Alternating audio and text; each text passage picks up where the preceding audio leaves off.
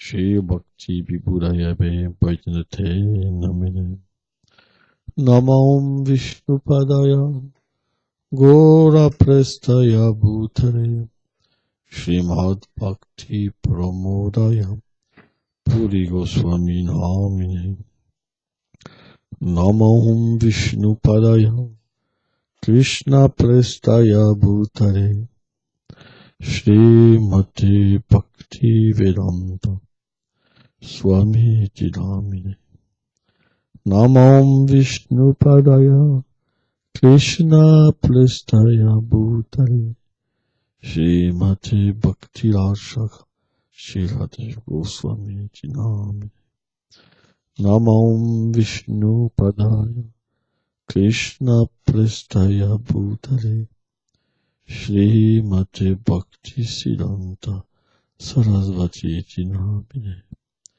Shiva Shabanavi Devi Daitaya Kripavdaye Krishna Sambandha Vijnana Daine Prabhave Namah Madhujvala Premaja Shilupanuga Bhaktida Shigola Kaluna Shakti Vigrahaya Namostute Namaste Kolavani Shimultaye Dinataline Lupanuga Viludapa Siddhanta Harine Jai Shri Brahma Madhvaguja Sarasvat Sampadaya Ki Jai.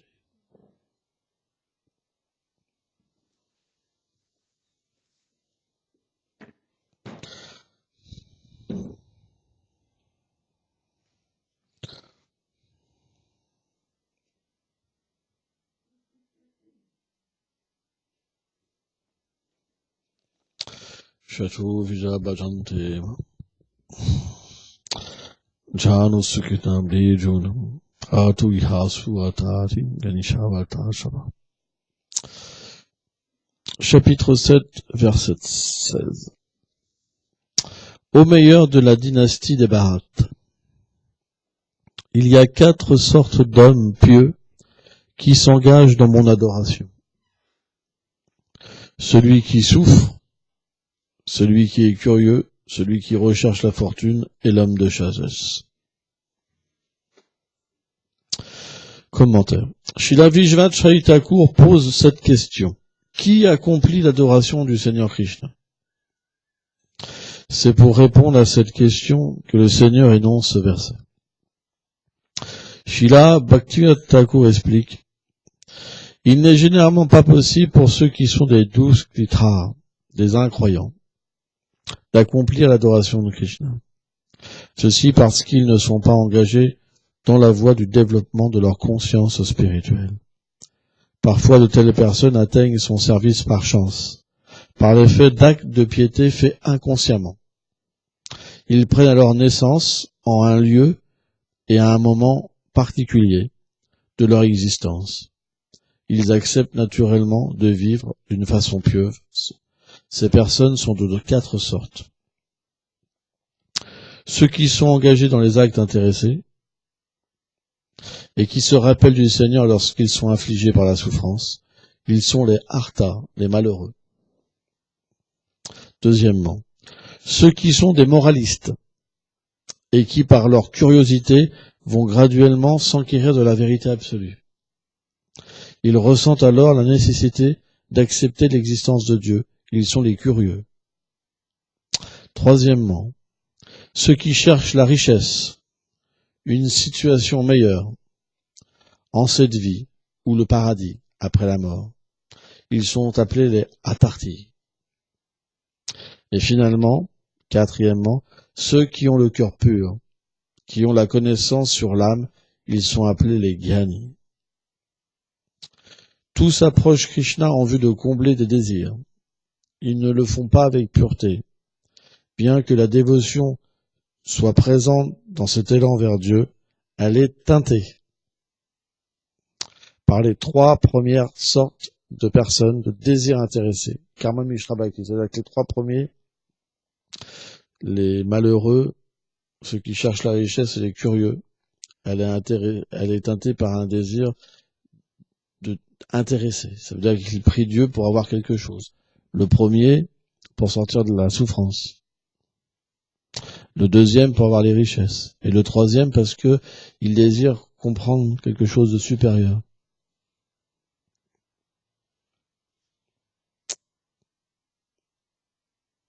Alors, je sais plus où j'en suis, mais le quatrième, en fait, c'est teinté par le Yana Mishra Bhakti.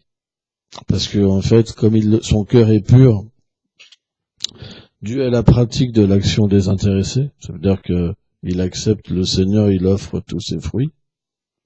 Lui, il garde pas un fruit pour lui, mais il offre tout. Il est désintéressé parce que sa conception est supérieure, parce qu'il comprend qu'il est différent du corps. Les autres, ils sont, illusionnés par l'identification matérielle d'être une femme ou un homme. Donc, ils veulent sortir de la souffrance.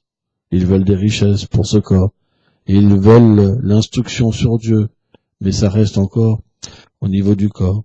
Alors que le Gyani, lui, qui baigne dans la vertu, il a une conception qu'il est différent du corps, il a une réalisation de l'âme. Et il va aussi vers le Seigneur suprême, naturellement, puisque c'est le Seigneur qui donne toutes les réalisations. Krishna, il est vraiment celui qui est derrière toute chose. Krishna explique que rien ne bouge sans sa sanction. Et naturellement, le développement spirituel, il doit nous amener à une chose. C'est de comprendre que notre vérité, elle n'est pas différente de la vérité du Seigneur, dans le sens qu'on existe, on a une fonction, on a été manifesté pour quelque chose, originellement. Et c'est cette fonction qu'il faut retrouver parce qu'on l'a oubliée. Or, cette fonction, ça veut dire qu'il y a une relation proche avec Dieu. Or, Dieu, dans le concept védique, il y a plusieurs conceptions de Dieu. Brahman, Paramatma et Bhagavan. Dans une première approche, le Seigneur, avec Tambetyapanam, Krishna il dit que tant que l'être vivant, il ne peut pas reconnaître cette relation, il reste comme voilé. Hein?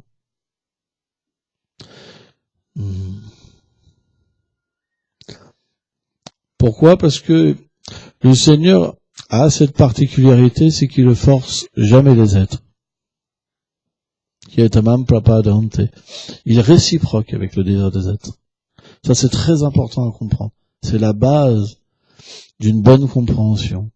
Le Seigneur est réciproque avec le désir des êtres. En ce moment, la réalisation que vous avez de Dieu, c'est votre désir. Mais ça ne veut pas dire que c'est la réalité du Seigneur. C'est votre désir. Le Seigneur est limité. Le Seigneur peut manifester des situations illimitées par rapport à notre désir. Mais ça ne veut pas dire que dans sa demeure, cette relation existe véritablement. Elle existe pour nous en ce moment. C'est pour ça que plein de gens ont des conceptions de Dieu plein. Et donc, la plupart des êtres qui sont sur ce plan d'existence, ils pensent à l'impersonnalisme. Dieu est impersonnel. Pourquoi? Parce que avec ce désir-là, ils peuvent pas le voir. Ils peuvent pas toucher le corps du Seigneur, sentir le corps du Seigneur. Comprendre que bien qu'il soit illimité, cette grandeur, c'est pas la chose la plus merveilleuse. C'est sa petitesse, la chose la plus merveilleuse, sa forme. Parce que de elle se manifeste l'amour, les relations d'amour, la douceur, l'attachement, l'affection transcendantale, qui permet de goûter un bonheur illimité. Mais pas illimité dans une conception impersonnelle, mais dans une conception variée. Ça veut dire qu'on a aussi une personnalité et qu'on peut l'exprimer complètement. Or, sur le plan du Brahman, on peut simplement comprendre que sur le plan matériel, l'attachement fait souffrir. les bouddhistes, par exemple, leur conception, c'est la vacuité, c'est que tout fait souffrir. Donc même penser que je souffre, c'est une illusion. C'est essayer par la spéculation mentale et par la pratique du yoga de retirer la souffrance, de retirer toute conception de relation.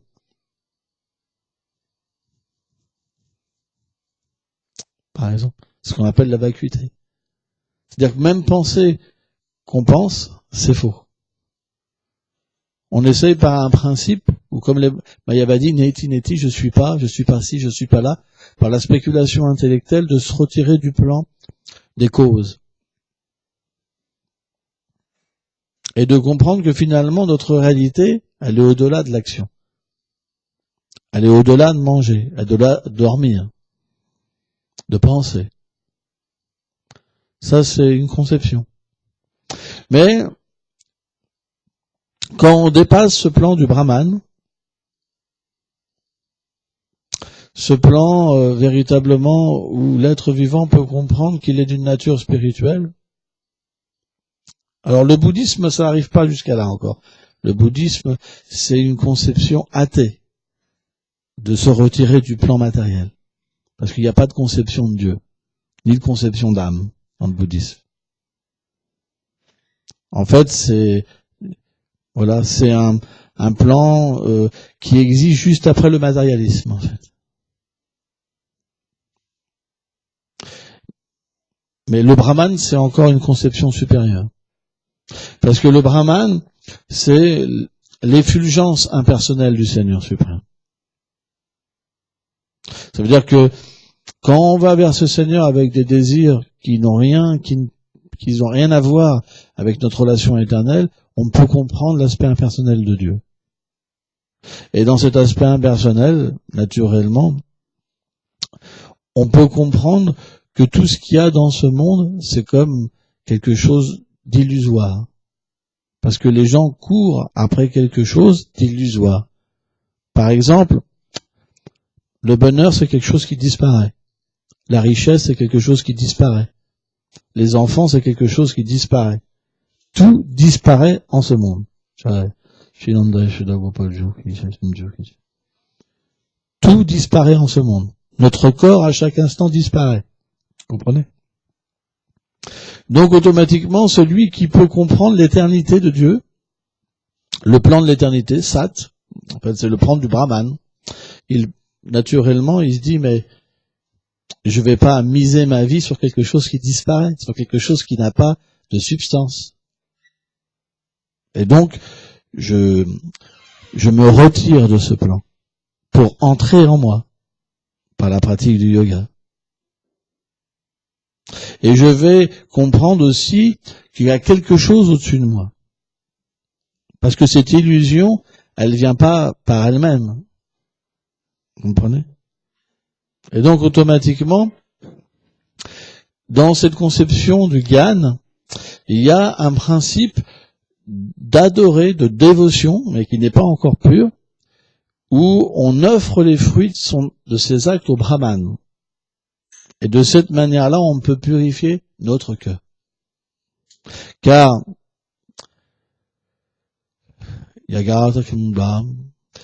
en fait, l'action matérielle contamine, dans le sens qu'elle donne des fruits futurs. Par exemple, si je fais une bonne action, j'aurai un bon fruit. Si je fais une mauvaise action, j'aurai un mauvais fruit. Et ces deux plans d'existence nous amènent à agir. C'est-à-dire, quand j'ai une bonne action, j'en profite. Je me réjouis. Quand j'ai une mauvaise action, je souffre. Et cette joie et cette souffrance va m'amener à un état de conscience qui vont me préparer une pensée et d'autres actions. Par exemple, si je suis heureux, je vais agir d'une certaine manière. Si je suis malheureux, je vais agir d'une autre manière. Et suivant mes vies passées, quand je suis malheureux, soit, si j'étais un être pieux, je prends refuge en Dieu. Je dis, oh Seigneur, je souffre, mais c'est ma faute. Parce que ça doit être dû à mes activités passées. Mais si je suis quelqu'un dans l'ignorance, et je souffre, ça doit être la faute des noirs, des bleus, des jaunes, je vais les massacrer. Vous comprenez? Donc, plein de consciences émergent dues à nos activités passées.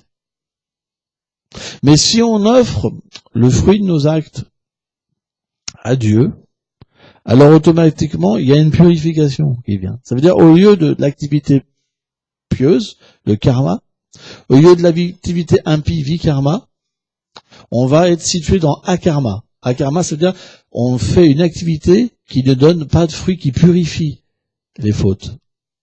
Et on peut, graduellement, se dissocier des couches qui sont le mental, l'intelligence, le faux ego et le corps, pour entrer en nous-mêmes et comprendre qu'on est le soi. On appelle ça l'atmagyan, la connaissance de l'âme. Or, à ce niveau-là, l'âme, on ne peut pas comprendre sa nature en tant que serviteur de Krishna encore. Parce que on est dans une position de neutralité, shantalas, on appelle ça, neutralité. C'est-à-dire que l'âme ne peut pas exprimer sa relation avec Dieu parce que le Seigneur ne se manifeste pas en tant que personne encore, mais en tant qu'impersonnel. Donc, puisqu'il se manifeste en tant qu'impersonnel, on manifeste ses caractéristiques à ce plan du Brahman. Ça veut dire de neutralité.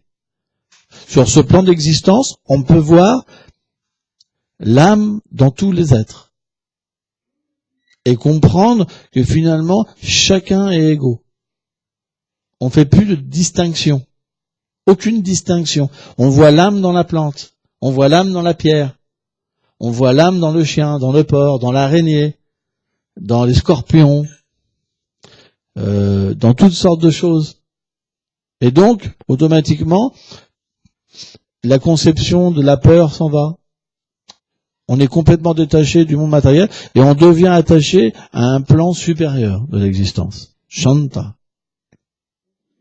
Si on progresse plus et qu'on a la bonne fortune de rencontrer ce qu'on appelle les paramatmétis, ça veut dire des gens qui sont sur le plan du paramatma. Paramatma, ça veut dire quoi?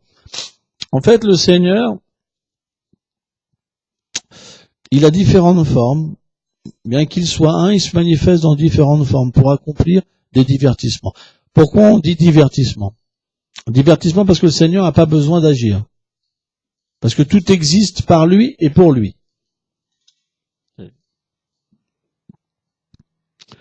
Et il n'a pas de désir à combler. Ça va simplement parce que tout existe en lui. Vous comprenez? Donc il n'a pas de désir. Donc quand il agit, c'est pour se divertir. C'est un amusement. Quand il crée l'univers, tous les univers, c'est un amusement. Vous comprenez? Tout est un amusement. C'est pour ça qu'on dit divertissement. On dit pas travail pour Dieu. Nous, on travaille. Parce qu'on a des désirs à accomplir. On est plein de désirs et on est frustré. Il y a un manque. Mais le Seigneur, lui, il n'a pas de manque. Atmarama. Donc, il se divertit. Ça veut dire que même avant même qu'un désir se manifeste en lui, tout se manifeste. C'est expliqué. Parce qu'il a rien à accomplir. Ça, c'est difficile à comprendre. Mais c'est une des caractéristiques du Seigneur suprême. Et donc, le Seigneur, quand il se manifeste pour la création, il prend une première forme qu'on appelle Mahavishnu, qui est on appelle ça sur l'océan des causes. Et de ces pores, de ces peaux, se manifeste une variété illimitée d'univers qui repose sur cet océan, Karana. Il rentre en chaque océan sur la forme de Garbo, Kashayi, Vishnu.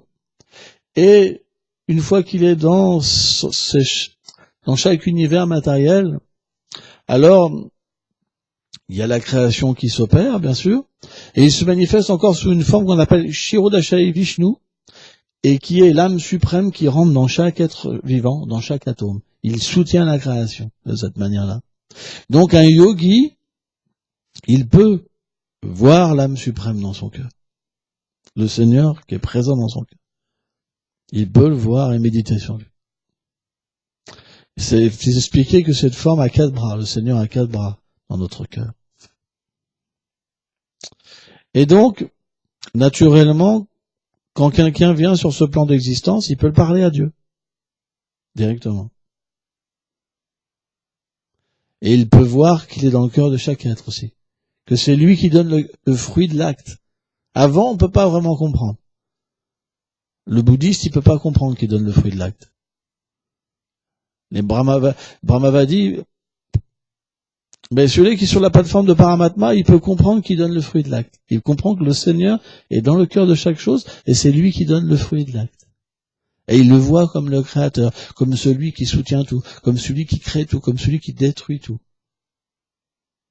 Alors, on est dans une relation où, bien sûr, le Seigneur est comme le Père sur ce plan d'existence. Un peu comme Jésus a amené comme plan. Et l'être vivant dans cette relation-là, on dit que il est tellement uni au Seigneur qu'il fait un avec le Seigneur. On appelle ça le yogi. Yoga, ça veut dire uni au Seigneur suprême.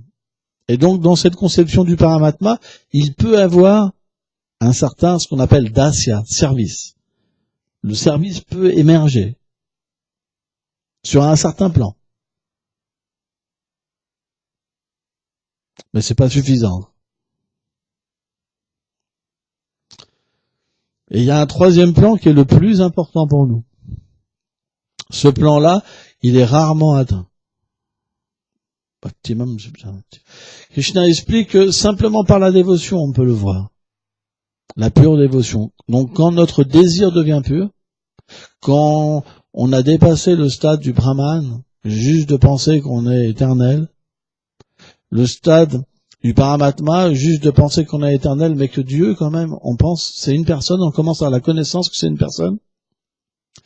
Quand l'amour de Dieu vient, la relation avec Dieu, alors le Seigneur se manifeste tel qu'il est dans sa demeure. Ça veut dire que cette forme de Paramatma, le Seigneur, il est présent là, il se manifeste tel qu'il est, dans notre cœur. Et à ce moment-là, une personne, elle peut réaliser qui elle est. Sur le plan du Brahman et sur le plan du Paramatma, c'est pas possible. C'est simplement sur le plan, en fait, où quelqu'un comprend son sentiment éternel et sa relation éternelle avec Dieu, que sa forme se manifeste. Sa connaissance se manifeste de sa relation avec le Seigneur suprême. C'est pour ça que ce n'est pas possible au début de la vie spirituelle d'avoir ce désir-là. C'est pas possible. Il vient que par une miséricorde spéciale et d'une pratique où on s'abandonne complètement à Dieu. C'est pas possible. Sans ça, on est simplement situé comme des milliards. Il y a des milliards d'univers. On peut même pas imaginer le nombre d'entités vivantes qu'il y a dans un univers. On est simplement comme chaque être vivant qui avance dans son désir intéressé, dans cette illusion de trouver le bonheur dans ce monde. Vous comprenez ? En fait, ce monde, on rencontrera la mort, simplement, et on reprendra une naissance. C'est juste que ce monde il apporte. La naissance, la maladie, la mort. Même sur les planètes du paradis, on doit revenir. C'est expliqué. Krishna explique ça. Et même sur le plan du nirvana, même sur le plan du Brahmajyoti, c'est des plans de neutralité. On peut encore revenir. Il n'y a que quand quelqu'un atteint sa demeure, alors cette position, elle devient éternelle. Parce qu'elle ne change jamais. Parce que ce monde ne change pas. C'est pour ça que, à moins qu'on développe un désir pour être avec lui, et à moins qu'on étudie, déjà dans un premier temps sa création, comprendre qu'on est une âme spirituelle, comprendre la loi du karma, pour comprendre pourquoi on est là, comprendre comment agir, et finalement comprendre la nature du Seigneur suprême dans son intimité, parce qu'on peut pas attaquer l'intimité en premier, c'est pas possible, parce que ça va nous dérouter. Parce que comme on est fait à l'image de Dieu, tout ce qui existe dans ce monde, c'est le reflet perverti, mais ça existe dans la demeure du Seigneur. Donc comme on n'est pas pur, si on nous explique l'intimité de Dieu, on va penser que c'est comme nous. Et alors on ne sera pas attiré. C'est pour ça que dans un premier temps, les gens sont attirés par la grandeur de Dieu. Parce que même s'ils rentraient en contact avec l'intimité, ils ne pourraient pas être attirés. Parce qu'il faut être pur. Donc, la grandeur de Dieu, ça nous permet de comprendre ce qu'est le péché, par exemple, ce qui est impur, d'adopter le bon comportement, de purifier notre existence. Et finalement, après, on peut comprendre graduellement l'intimité du Seigneur suprême. Et alors, le désir pour être avec lui pourra se manifester. C'est pour ça qu'à moins d'avoir une vie aussi réglée, la grandeur de Dieu, ça nous permet d'avoir une vie réglée. On mange plus n'importe quoi. On fait plus n'importe quoi. On parle plus de n'importe quoi. On règle nos sens, on les purifie. C'est pour ça que la religion existe. Mais la religion, ça ne veut pas dire que c'est encore l'ultime, la perfection. C'est simplement pour nous permettre de progresser, pour que notre désir soit meilleur. Et quand le désir est meilleur, on reprend une naissance, et naturellement, on obtient un environnement, une situation, pour développer notre conscience encore plus, etc., etc. Et un jour, le désir sera pur. Et là, Krishna, alors, à ce moment-là, se donne à son dévot, et le dévot se donne à lui. Yogina Pisa Avesham. Krishna, il dit, celui-là, c'est le plus grand des yogis. Plus que celui-là qui est sur le plan du Brahman. Plus que celui-là qui est sur le plan du Paramatma. Celui-là qui est sur le plan Bhagavan, mon dévot est le plus grand des yogis. C'est pour ça qu'il dit, Arjuna, il dit, en fait, tout ce que je t'ai dit, tous ces plans d'existence, faut les rejeter parce qu'elles n'ont pas de substance. Elles n'ont une substance que dans ce monde matériel. L'action intéressée, c'est pour des gens impurs, qui ont des désirs. Et le plan du gagne, de la connaissance, c'est la même chose. C'est simplement pour des gens qui ont une certaine pureté, mais qui n'ont pas d'attirance pour moi, qui n'ont pas d'amour pour moi. C'est pour ça, tout ça, il faut rejeter. Maintenant que tu es arrivé, que tu es mon dévot, alors Arjuna est son dévot éternel, mais c'est une façon de parler. Maintenant que tu es arrivé, tu es mon dévot, maintenant rejette tout ça. Donc Krishna nous explique dans la Bhagavad Gita, il explique tous les plans qui existent dans ce monde. Tout est expliqué. Mais à la fin, il dit rejette. Je t'ai expliqué tout ça pour te faire voir la supériorité de l'amour. C'est très intéressant. C'est pour ça que la Bhagavad Gita est une base. Sans la base de cette Bhagavad Gita, on ne pourra pas approcher l'intimité de Dieu. Si on l'approche, on verra ça comme quelque chose de banal. Et naturellement, on ne se mettra pas en marche pour obtenir cette relation. Vous comprenez, il n'y aura pas un désir, il n'y aura pas un ruchi, il n'y aura pas vraiment une avidité. C'est pour ça qu'on doit en premier comprendre la grandeur de Dieu. Et c'est pour ça que Krishna, dans toutes les religions, il parle beaucoup de sa grandeur, pour permettre aux gens de progresser. Mais cette grandeur, elle ne permet pas de développer l'amour pur. Parce que la peur n'existe pas dans le monde spirituel. La révérence, dans le monde du Seigneur suprême, elle n'est pas dans ce niveau d'existence. En fait, si on regarde bien, nous, à Golok Vrindavan, les gens ont même plus de conscience que Krishna est Dieu. Ils l'aiment comme leur ami, ils l'aiment comme leurs enfants, comme son enfant, ou comme leur bien-aimé. Il n'y a même plus de conscience de Dieu. Il y a juste la conscience de l'amour. Ça, c'est la demeure du Seigneur suprême. Donc, si vous êtes, par exemple, vous avez l'habitude d'adorer Dieu avec un sabre, par exemple, vous vous mortifiez pour Dieu, etc., par exemple, si vous allez apprendre que sa mère, elle lui tire les oreilles des fois, vous allez dire, mais ça, c'est pas possible, c'est pas mon Dieu à moi. Vous comprenez? Mais pourquoi sa mère lui tire les oreilles? C'est parce que le Seigneur, il devient dominé par l'amour. Donc dans ces relations-là, à un moment donné, l'amour est tellement grand que le dévot, il voit le Seigneur dépourvu. Vous vous rendez compte? Dépourvu de toute chose. Il doit prendre soin de lui. Et Krishna, il devient dominé par cet amour et il se laisse complètement dominer, contrôler. Au point qu'il fait même des bêtises, des choses comme ça, pour que ce dévot puisse être supérieur à lui. Qui peut comprendre ça? Quelqu'un qui adore la grandeur, c'est pas possible. C'est pour ça que cette conception de Dieu, peu de personnes peuvent l'accepter. Alors que la grandeur, il y aura des milliards de personnes qui pourront l'accepter. Ça fait partie du plan du Seigneur. C'est pour ça que un Vaishnav, il voit pas les autres religions comme des choses mauvaises. Il comprend qu'il a été dans ces autres choses avant, qui grâce, alors c'est peut-être pas les mêmes religions qu'il y avait à l'époque, peut-être, parce que on a pu passer aux planètes édéniques avant, etc., etc. Donc le temps, c'est inconcevable, le temps. Mais il y a toujours eu des conceptions de religion pour permettre aux gens de progresser, des principes qu'ils sont comme une marche, comme des marches pour pouvoir obtenir le désir pur. C'est pour ça que quand on voit quelqu'un qui est situé sur un plan de conscience, on est heureux pour lui parce qu'il progresse. C'est pas qu'on va le voir, on lui dit mais tu vas aller en enfer. T'es dans l'erreur. Maintenant tu vas pouvoir aller plus. Les religieux parlent comme ça. Mais quelqu'un qui est situé vraiment sur le plan de l'amour, il comprend que tout le monde progresse. Il parle pas comme ça. Parce que quelqu'un a une qualification dans cette vie, il n'a pas forcément une qualification plus élevée. Il pourra pas comprendre l'intimité de Dieu, vous comprenez? Donc il doit passer par une purification du cœur. Certains ils peuvent pas arrêter de manger de la viande.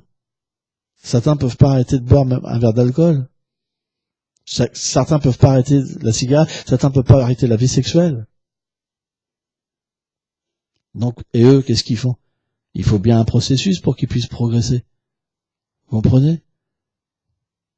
Donc tout existe.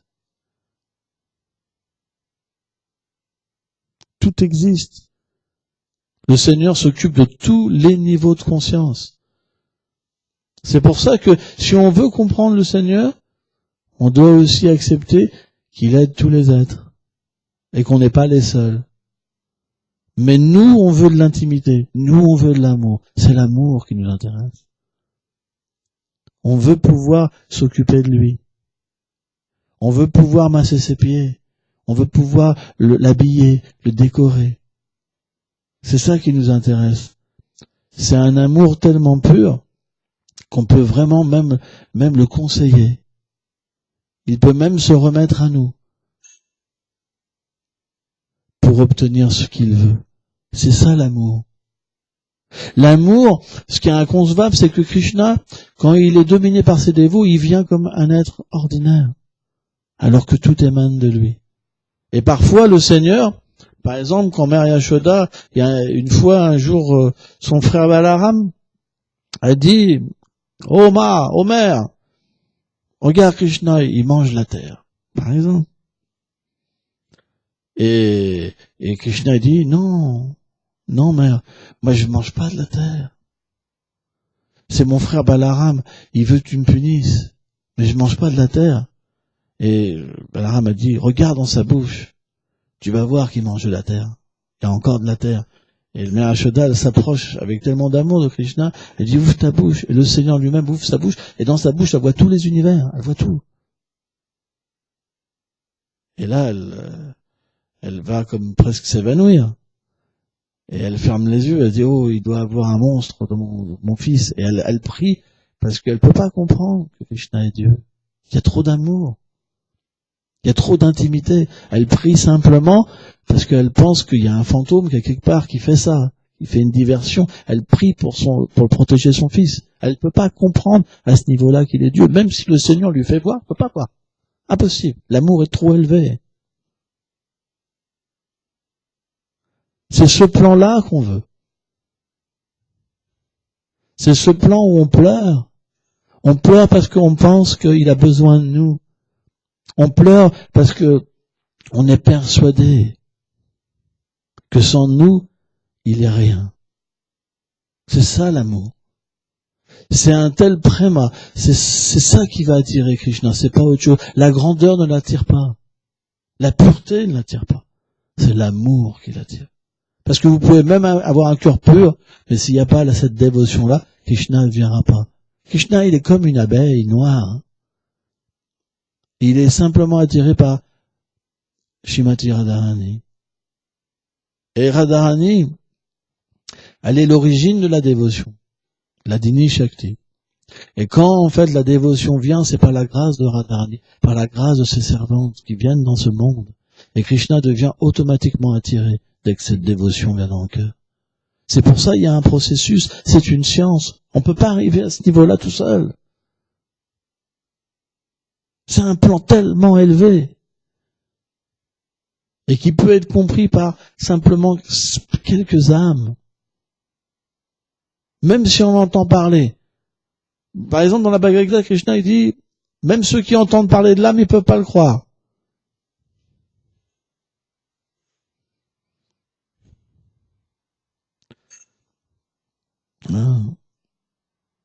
En fait, il dit pas exactement ça. Il dit, en fait, celui qui voit l'âme, il est émerveillé. Celui qui entend parler d'une personne qui voit l'âme, il est aussi émerveillé. Etc. Celui-là qu'on parle, celui-là qu'on entend, etc. Tous deviennent émerveillés. Et l'âme, c'est rien. Déjà, ce principe-là, les gens, ils courent partout pour voir des choses qui sont à un certain plan. Les gens courent pour des désirs matériels. Regardez, tous dehors. Ils courent, ils cherchent le bonheur matériel. Il y en a qui cherchent les plans subtils, les chakras, le voyage astral. Il y en a qui cherchent le plan de l'âme. Il y en a qui cherchent le plan du Paramatma. Il y a plein de chercheurs. Mais finalement, qu'est-ce qu'on cherche tous? Cette relation d'amour. C'est parce qu'on a oublié. Si on pouvait avoir un instant cette réalisation, on délaisserait tout. C'est parce qu'on n'a pas la possibilité de voir le Seigneur si facilement que ça. Parce que il est réciproque avec notre désir. C'est nous qui devons changer. C'est pour ça que il donne la connaissance. On est avec la conscience de Dieu. L'être humain a la conscience de Dieu. C'est nous qui avons rejeté cette possibilité de devenir qualifié. C'est nous, c'est pas lui. On a mis quelqu'un d'autre dans notre cœur à la place du Seigneur. Je t'aime. Et ça coûte cher. Ça coûte très cher. Parce que cet amour-là, on peut pas l'obtenir avec un être ordinaire. Avec des enfants, c'est pas possible. Avec des richesses, c'est pas possible. Parce que personne peut donner ce plan d'amour à part le Seigneur suprême. Il est suprême. L'amour, son amour est suprême. Sa demeure, elle est suprême. Ses associés sont suprêmes. Et donc, quand on se retrouve dedans, on se retrouve aussi sur un plan suprême. On dit, dis-moi qui tu côtoies, je te dirai qui tu es. On développe les qualités et les défauts des personnes avec qui on donne le cœur. Donc, naturellement, quand vous avancez sur ce plan d'existence, alors vous recevez quelque chose que personne ne peut recevoir. Personne ne peut comprendre. Personne. Jésus, il donnait cet exemple à un certain niveau. Il disait, le royaume de Dieu, c'est comme un trésor, quand tu le reçois, tu peux pas en parler. Parce que personne ne peut comprendre. Personne. Simplement, Dieu a des vies passées. Château Buddha Bhajan Tebam, comme explique ce verset. Alors, on peut accumuler, rentrer en contact avec Krishna d'une manière inconsciente. À travers son nom, Ram, Radhe, Krishna, Govinda. Et même si les lettres sont dissociées, et qu'il y a un mot entre, Krishna considère qu'on rentre en contact avec lui. Vous voyez, un miséricorde. C'est incroyable. Par exemple, si on va, le Seigneur se manifeste aussi, Yadai Dharamashya, il vient aussi dans le monde matériel, parfois. Et là où il vient, en fait, sa demeure se manifeste. Et quand il repart, alors la poussière de sa miséricorde reste. Et quand on vient dans cet endroit, on rentre en contact avec le Seigneur suprême. Quand on mange, par exemple, de la nourriture qui a été offerte au Seigneur suprême, dans un temple, on rentre en contact avec lui. Quand vous allez dans sa demeure, vous rentrez en contact avec lui. Quand vous voyez la déité, vous rentrez en contact avec lui. Et ça, naturellement, ça vous permettra de devenir un dévot. Peut-être pas dans cette vie, mais dans votre prochaine vie. C'est ça que Krishna parle. Vous pourrez l'approcher d'une manière personnelle. Vous quitterez le plan de l'impersonnalisme. Vous quitterez le plan du Paramatma, de l'âme suprême, et vous accepterez le plan de l'existence du Seigneur suprême. Et que vous êtes un dévot. Et graduellement, alors, les choses vont augmenter. Et quand les choses augmentent, la grandeur diminue. C'est l'inverse. Au début, c'est grand. Oh, Dieu! Oh, Krishna! On fait la même chose qu'un religieux normal. Mais la différence, c'est que son existence, elle est éternelle. Et son existence éternelle est dans la douceur. Donc même si au début on n'a pas la qualification, mais qu'on prie le Seigneur suprême tel qu'il est, graduellement la douceur viendra dans notre cœur. Et quand cette douceur vient, alors on commence à être attiré par lui. Ça veut dire qu'il y a une attirance qui vient parce qu'on commence à sentir qu'il a besoin de nous. Avant, on ne pouvait pas comprendre ça. On était sur un plan où on a besoin du Seigneur pour nous. Et quand la douceur commence à venir, par la pureté que l'être vivant manifeste à force de servir le Seigneur, alors on ressent qu'il a besoin de nous, en proportion de notre avancement spirituel. Et en proportion, notre forme se manifeste. Ruchi, par exemple, c'est le début où on ressent que Krishna a besoin de nous. Donc on commence à chanter avec le désir, mais quand est-ce que ça viendra? Quand est-ce que je pourrai m'occuper de lui? Quand est-ce que je pourrai avoir cette qualification? On ressent que notre vie, elle est pour lui. On ressent que notre vie, elle est parce qu'il a besoin de nous. On a un rôle éternel auprès de lui. Ce goût commence à se manifester, et à chaque tir, ça devient encore plus vision, on visionne vraiment, on commence à avoir vraiment des réalisations sur ce plan, on a des détails, et là la méditation commence, le souvenir commence. Et finalement, on devient introduit dans ce service, et on atteint Bhav Bhakti, les prémices de l'amour de Dieu. C'est ça qu'on veut. C'est pas un truc inférieur, on n'est pas là pour prier, pour avoir une chaîne de télévision ou une voiture. C'est pas ça que nos acharyas nous ont dit. Ou pour trouver une femme, un enfant, pour avoir une bonne vie de famille, parce que les matérialistes,